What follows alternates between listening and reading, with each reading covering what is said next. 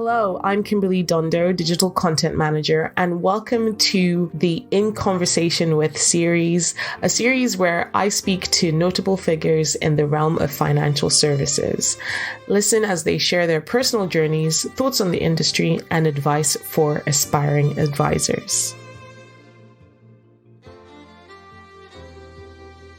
Hello and welcome to the Money Marketing Podcast. And today I'm joined by Lawrence Bearman. So Lawrence, if you can give us an intro of who you are and what you do.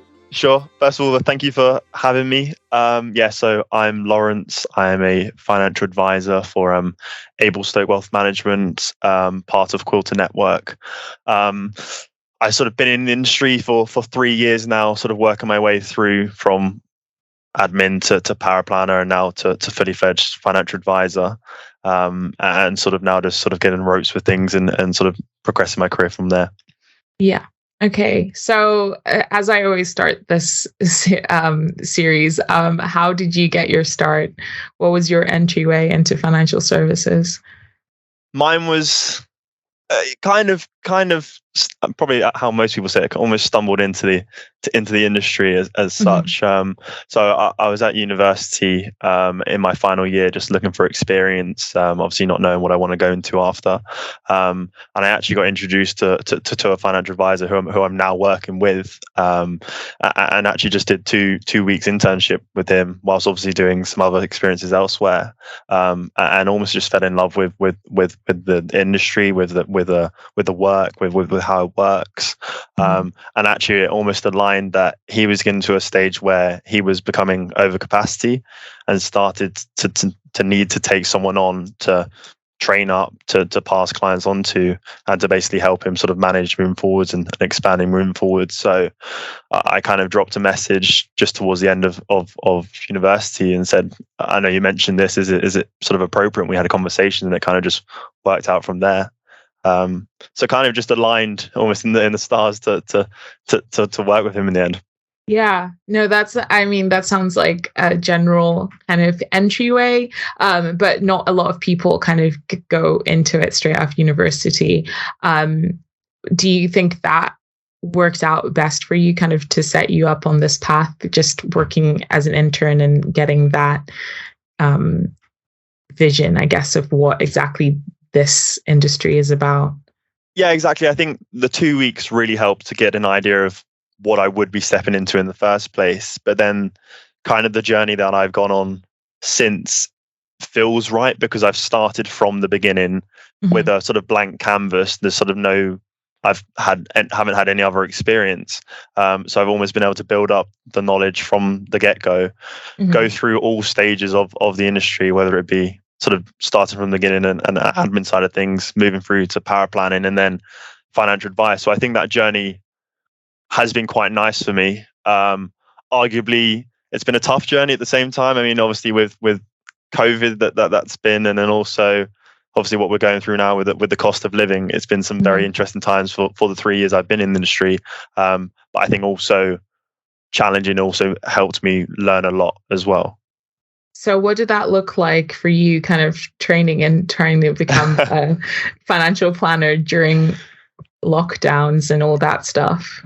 Yeah, it was very interesting. So I started August 2019, and so actually spent 6 months in the office, and then the next year or so, everything was over Teams. So that could have been a disadvantage because you're not engaging with your colleagues as much. But I think with that, it's very much down to then you and what you want to get out of things. I was reaching out to people. I was making sure I was still engaging, whether it is just over Teams, and trying to ultimately learn as much as possible, because you do at the beginning, you don't know much, and all you can do is sort of, as knowledge is power, just keep learning, keep listening to people, sitting in on meetings where I can, just to keep developing those skills. And I think it did help in the end, sort of moving forwards, because it almost accelerated my career in sense as well, because actually with COVID and how it happened, it almost gave everyone a bit more free time in terms of things, and it actually meant I could sort of get my exams done in the background, which actually quite sort of worked out for me. Yeah, I can imagine spending all that extra time when people were trying to better themselves. You were actually properly bettering yourself and getting your exams done. Everyone else was just picking up like different exercise stuff probably, but you were actually doing something that benefited you. So in those terms, it probably was like a really great time. So now that you've moved into being a financial planner, what has it been like stepping into kind of meeting up with clients, and are you doing that? Like, Yeah, so fully in the role now. It's not new to me because as sort of when I was doing the power planning work, I was still sitting in on meetings. okay. I was getting a good idea of how it works, how you interact with clients, and getting the knowledge. So it wasn't a sort of a massive jump into financial advice, and I think that was definitely one of the best things for me. Was it was a very sort of smooth journey. It wasn't sort of I'm jumping from stage to stage, Mhm. which definitely worked quite well. And now, yeah, sort of sitting in with clients sort of every day now, interacting, sort of helping them move forwards, and definitely I feel that the experience I had from before has helped me get to where I have now. Because without that, I feel like it would be quite very challenging to jump straight into the role. Yeah. And you mentioned before that another issue that has just arisen is the cost of living crisis. And, some people I've seen saying, well, this is not really something that would affect our clients because, they're of a certain level, I guess. But have you found that there have been any concerns or worries that you're facing from your clients? I think it's natural that clients mainly want reassurance. I Hmm. think they mainly want to understand what's going on, why it's happening, and how it could affect them if it's not necessarily affecting them at the moment. So it's very much talking through specifically their circumstance, and again comes back to the plan that you would have put in place with them in the first place. Hmm. Of okay, what are we trying to achieve? Are we still on track to do so? And is there any sort of major changes we need to make? Um, in the grand scheme of things, I haven't had many clients ultimately affected because we've put plans in place to preempt this almost, making Hmm. sure that we have an emergency fund in place for any sort of rainy day sort of emergencies, making sure that any money that is invested is making sure that we can invest that for the long term, and making sure actually that money is directed towards specific goals and objectives, whether that be buying a home, whether that be supporting a family, whether that be retiring how they want to. Hmm. So it's talking through that with my clients, and making sure that we understand that and also are sticking to the long term goal. And are the majority of your clients ones that you inherited, or are they newer clients that you have acquired since It, you kind of it, became chartered? it's a mix of both, but it's now more sort of ones I've taken on myself. Mhm. Obviously, that I've been supported from my colleague, and he's helped me get to where I am now, and it's very much now driven from doing a good job getting referrals from the existing clients I have, and building on that way.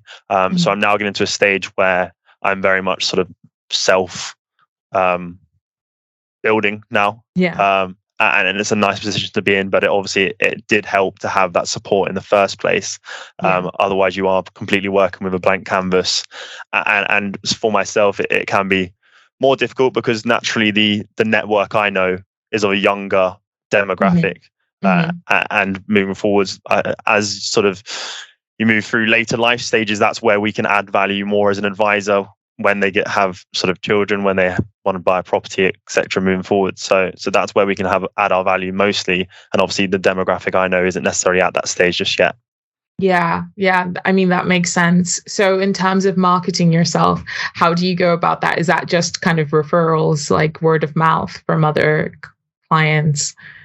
Yeah, I mean, I'm trying to look at all different angles. So obviously, vouch for has been a good help, as well. Mhm. Referrals is ultimately the main driver, and then also just making sure I have a good online presence as well, whether that be using LinkedIn and just giving some insightful information out there, and just kind of making sure there's different avenues, and just making sure that the word is out there of who I am, how I work. Mhm.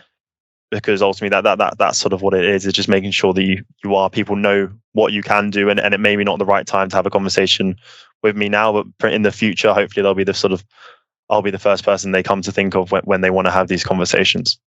Yeah. I find that really interesting that like now a lot more people aren't just kind of waiting for that person to approach them. I see a lot more, obviously quite a lot of my network on LinkedIn, especially, is financial advisors. And I see them kind of like giving little tips and stuff like that, which then gets shared. And I find that really interesting that different people are finding different methods, even using something like TikTok, which you would probably not think is useful, but you never know who might be coming across. I agree, although TikTok has got the good and the bad side of things. And I think that's where the industry as a whole needs to sort of address that if we can. Obviously, it's quite tough to, but there is a lot of misinformation on TikTok as well. And it's finding actually what is actually good information, what is also not good information, and that's obviously where an advisor comes in again, is adding that value, adding that knowledge,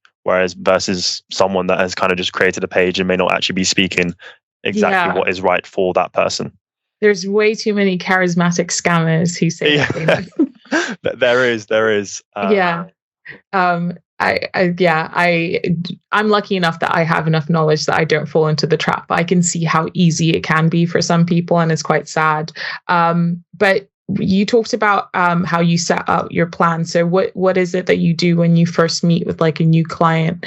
What questions do you ask? Is it all technical, or do you kind of do more holistic based when you're setting up their plan? It's always goal orientated. It's always what actually is the client trying to achieve, because that's ultimately that's how you direct advice, because every person's different, every person's got different goals. Not every person wants to make as much money as possible. Some people just want to preserve wealth, some people want to care about more their children.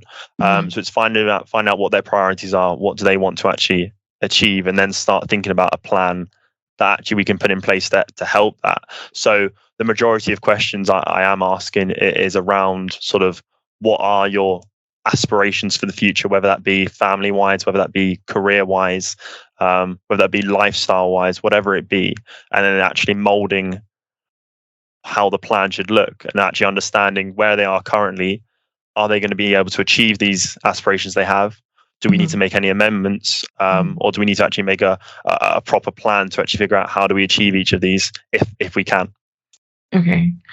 And I find the conversation around kind of intergenerational very interesting, because I feel like there's some people who might miss the mark slightly in terms of whether when they have a client, whether they address the rest of the family. Is that something that you actively look to do as well? Like not just having a conversation with your client, but maybe their spouse, their children, whatever.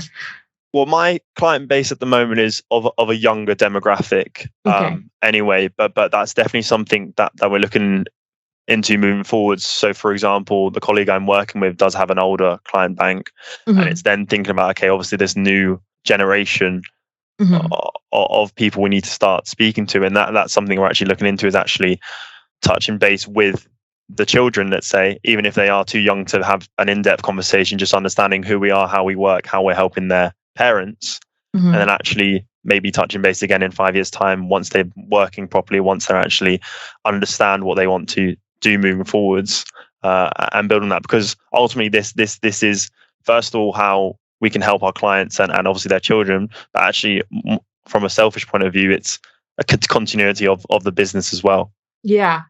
That, I mean, you have to have good business sense as well when you're coming up with these things. There are obviously a number of skills that you need to be a successful financial advisor. What would you say are the standouts for you that have worked for you? I think the most obvious one and the most important one is a good listener.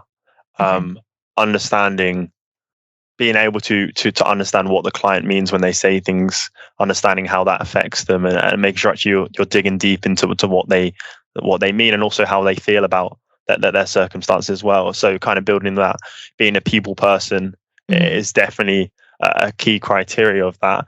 But that also, on the other end of that, you do also need to be able to have the knowledge to back it up as well, because actually part of our job obviously is reassurance, making sure that there's peace of mind for the clients, but the other half is actually making sure we're doing exactly what is right, getting into the nitty gritty of how do we make sure they're being as tax efficient as possible, how do you make sure that they're invested in the right assets, etc. So that there's finding the right balance between knowing your stuff, but also being able to explain that and also convey that in the right way to clients as well at the same time. So it is finding the right balance, which I think can be difficult, and naturally experience and practice over time is how you'd get there. But that not to say if you have one, you can't get the other anyway. I think it's very much, this industry is actually, if you feel like you have the passion in the first place, the skills can come along with it. You can always work in the background for the knowledge side of things, do the exams, etc., and you can also develop people skills very easily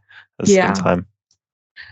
Would you say that those people skills are quite easy to, like, for most people to pick up, or is it something that has to be learned? It's a bit of both. I'd say obviously being able to maintain a conversation helps in the first place, but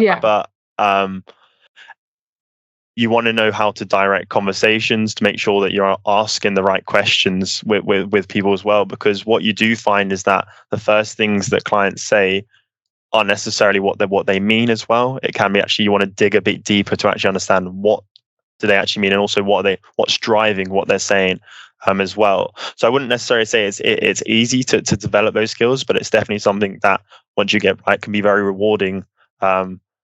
Because actually ultimately what you're doing is helping that client moving forwards. And do you think that that's something that should be included in maybe future trainings or something? I'm not sure if it is available already, but is that kind of interpersonal relationship kind of trainings where you're able to develop those relationships, navigate those conversations, know the right thing to say? Sometimes you're going to be telling bad news, so you probably have to, like, I think, doctors and nurses get taught how to, break news. Is that something that you think financial advisors should also be learning?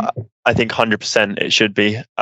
We actually have within Quilter, we have a person that sort of comes in here and there and actually teaches the sort of behavioral side of how we think and why we think and the feelings behind that.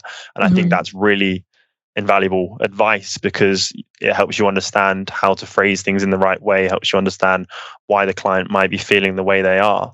And is incredibly important, because that can sort of help develop a relationship moving forwards in the right way.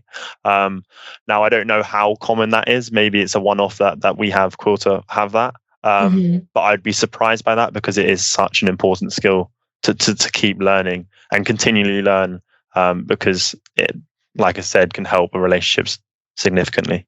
Yeah, definitely. And kind of speaking on that, being a part of the Quilter network, how have you found that to be beneficial for you and your colleagues? I mean, Quilter are very good with providing resources for every kind of thing, whether that be on the knowledge side of thing or whether it be sort of the training side of things. I found that they have been very beneficial in producing content to help post on my LinkedIn. Like I said, they have these behavioral sessions as well.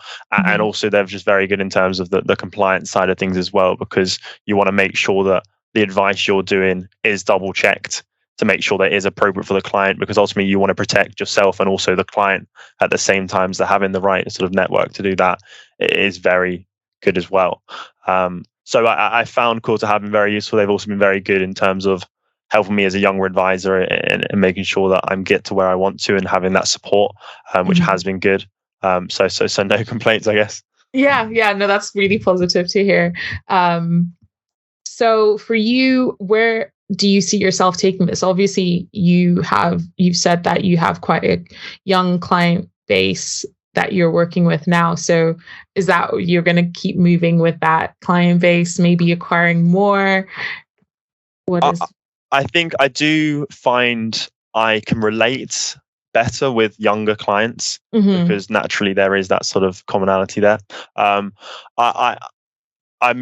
see myself keep expanding, moving forwards, keep doing a good job for my clients and building that long-term relationship. I like the idea of having a client for the next 40 years Right. because I think that's where you can really add value. And also you can see the value you've added over the years to come, which I do like the idea of, versus the other scenario of where you have an older client who you may work for a period of time, but they may get to a point where there's less value to be added once they've got to a certain stage of their life. But ultimately, most of my clients are at significant stages in their lives of promotions, of having kids, of moving forwards. And there's a lot of conversations to be having around that. And I do find it rewarding to be adding value there. So yeah, I see myself keep expanding. I don't see any sort of major change to the clients I want to be taking on.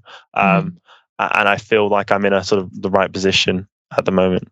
Yeah, that sounds great. And so what would you say to someone who's kind of in a similar situation that you are looking into getting into financial services? What advice would you impart for them?